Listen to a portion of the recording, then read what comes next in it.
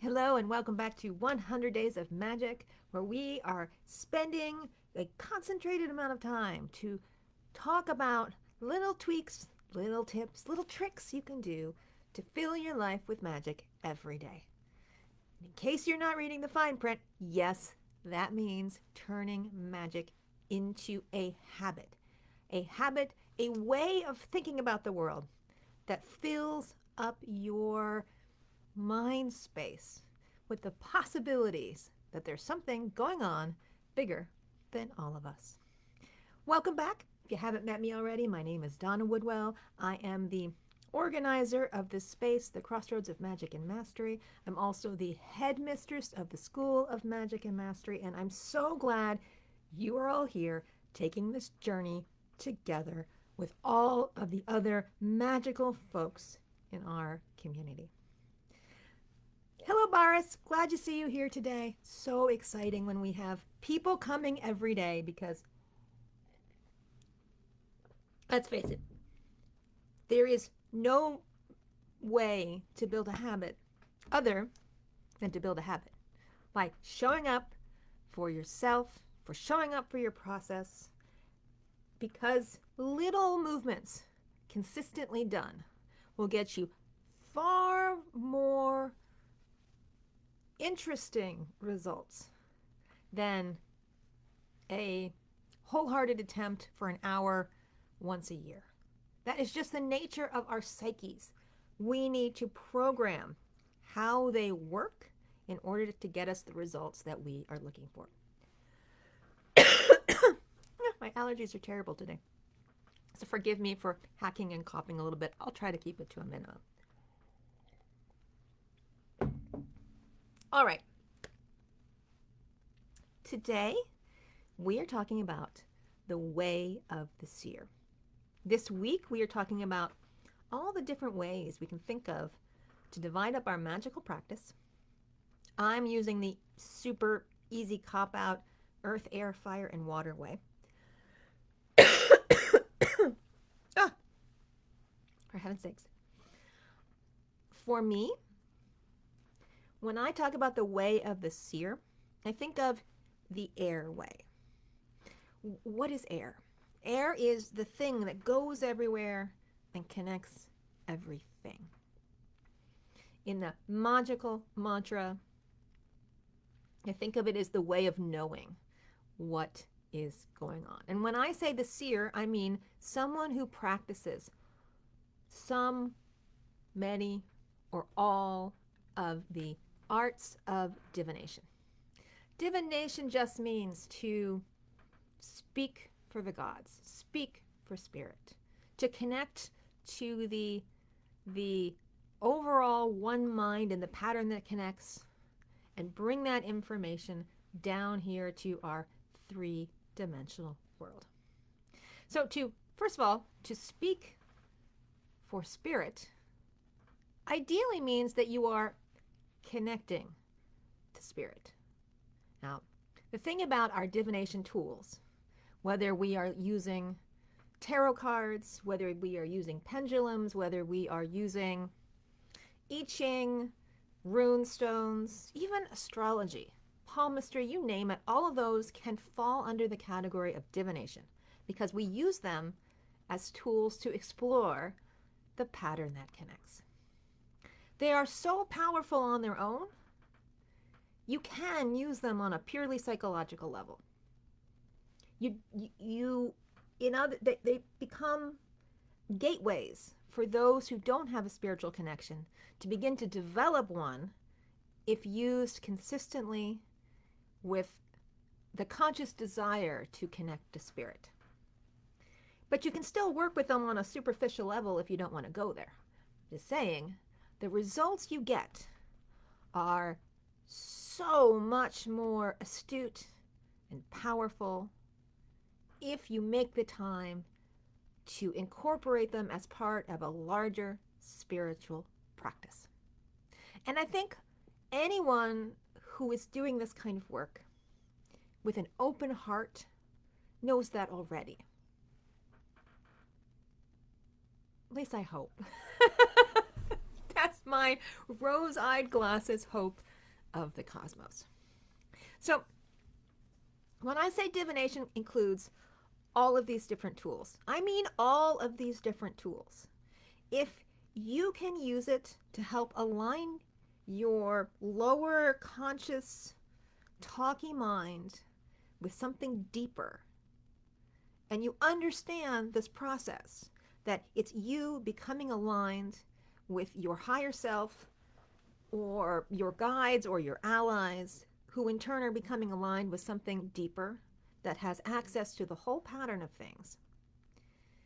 Once you understand that is the way they all work, all of them will open up to you.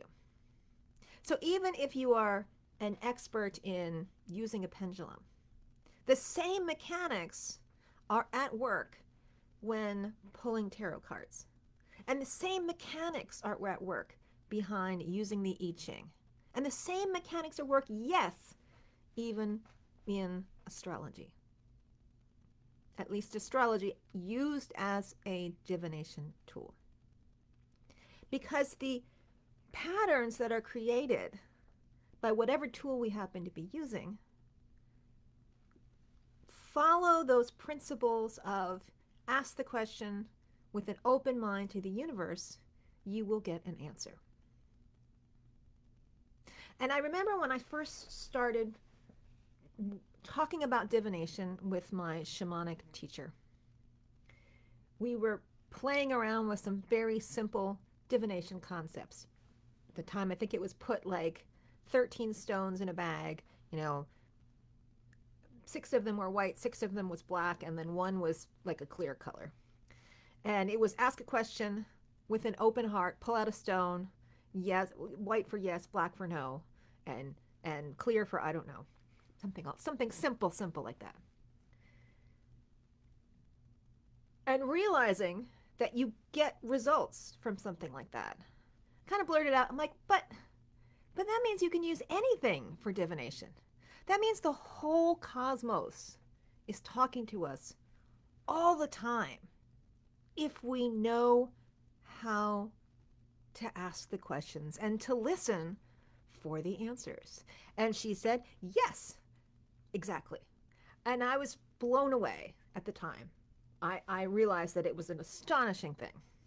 And over the years, I've come to recognize there was never a more true statement said about divination. Now, we use tools just to make the process a little bit more easy and contained for our little human limited minds to understand what is happening. But theoretically, we are in a constant dialogue with the larger cosmos. And asking any question at any time, the universe can present an answer relatively quickly. Perfect example. So I was suspecting that I was pregnant, but it had only been a week, and I wasn't sure if I went and took a pregnancy test, if the pregnancy test would come up with any kind of meaningful result. So I was driving on thinking, should I go stop at the local grocery store and pick up a test, or should I wait a little bit?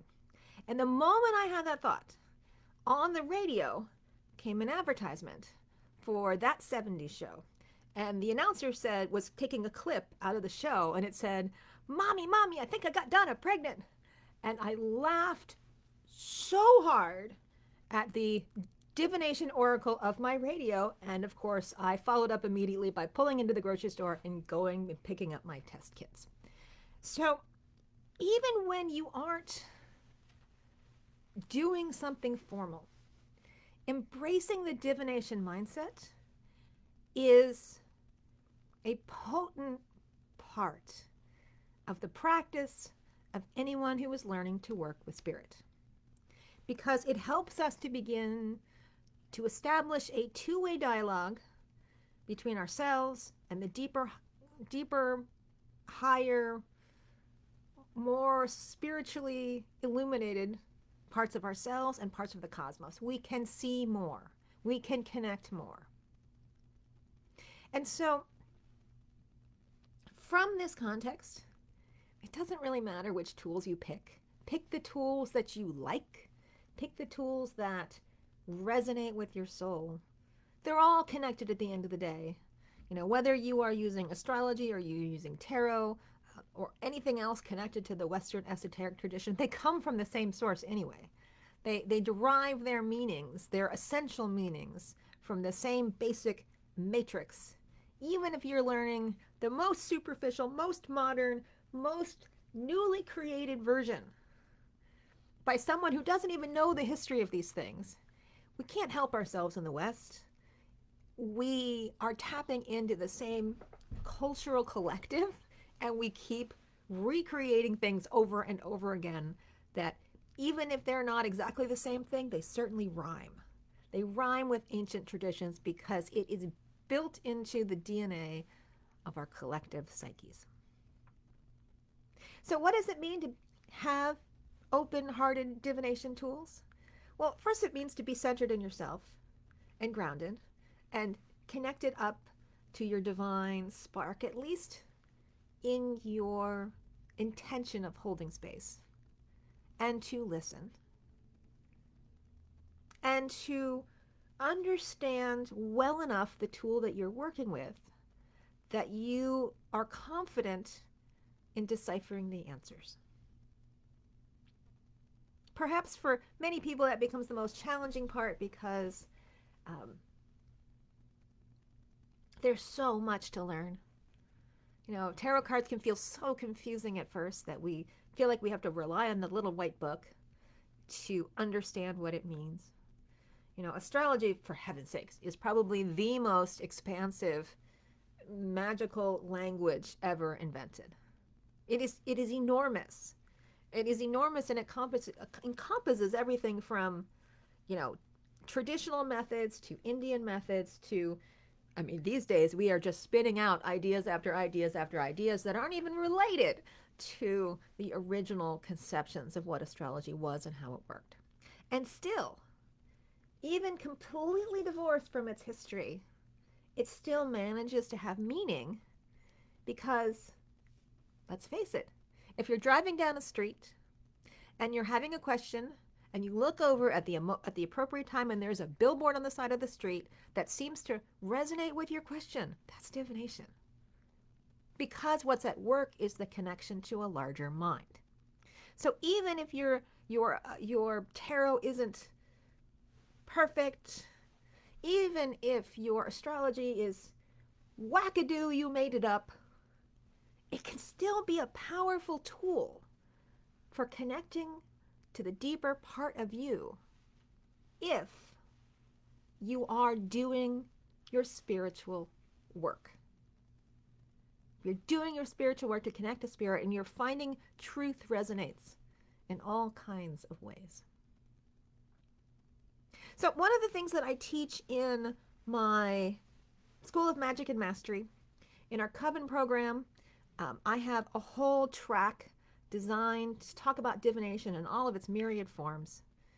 We have 13 one-hour sessions that dive into astrology and cartomancy, which is tarot reading, but also palmistry and reading tea leaves and using a pendulum and using a scrying glass and all the other ways I could think of to make 1 hour mini lessons diving into the history of all these things, how you can use them for yourself in your own practice.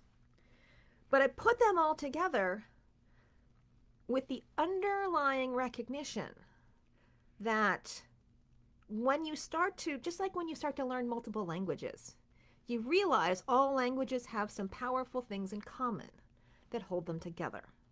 They all have nouns, they all have verbs, they have a limited amount of certain structures that they can work with in order to get information across. Our brains are wired for language. And the same with divination. Once you learn 1 or 2 of them, you can make them all go, as long as you accept the language in which they are being presented, as long as you understand enough about that. And all of a sudden you realize, wow, the universe is much more complicated than I thought it was. It's like matter and energy and thought are all twisted up in a way that is more magnificent than we ever imagined. And that we here are in constant contact with a creative, conscious cosmos. The beauty of learning divination. And so I encourage all magical practitioners to at least master a couple kind that they feel super comfortable with, because it has so many practical applications when it comes to doing magic. You can test out the time, if the time is appropriate for you doing your magical spells. You can spend some time sussing out the background of a situation. More than all of that, you can just explore yourself. It's like having a guide available to you 24/7. You know, I hate to say this for all the people listening who might have their own astrology practices of giving readings or doing tarot readings or whatever we do for other people. People hire us to give them advice. But learning a divination tool means that you have access to that same advice 24/7. You can be up in the middle of the night worried about something and pull out a divination tool and begin that conversation immediately and not having to wait to book an appointment. Now, of course, it's always great to talk to other people and get different perspectives. I'm not knocking that. But having your own line of communication with that divine spark within you is an irreplaceable tool for your own journey, your own evolution, and your own enlightenment. Okay? So, if this is something that fascinates you, then you are definitely on track for the way of the seer. It's a beautiful tool for making sure you're keeping that connection with divine inspiration open at all times. And I applaud you for helping to bring spirit into the world in what you are doing. If you want to learn more about this, you can always find out my own track if you join my Magic and Mastery Coven. You can find out more about it at www.magicandmastery.com/coven. And there is a link in our featured post sections that you can click on, find the website, find out more information. But I am not the only teacher. There are many other awesome teachers out there. I highly recommend, however you do it, you find a way to learn. And with that, we are ending this particular session of the Way of the Seer. Tomorrow we will be talking about the Way of the Priestess, yet another way to connect to spirit and then be of service to the world. After that, we'll be talking about the Way of the Alchemist and the Way of the Witch, just to give you different perspectives on how we can connect and channel and bring down magical energy into our worlds. If you've got any questions, feel free to put them in the comments section after this video. I love chatting with people, and I'm so grateful you guys all show up and keep listening and tuning in. And until the next time, may your days be filled with magic. Take care, everyone.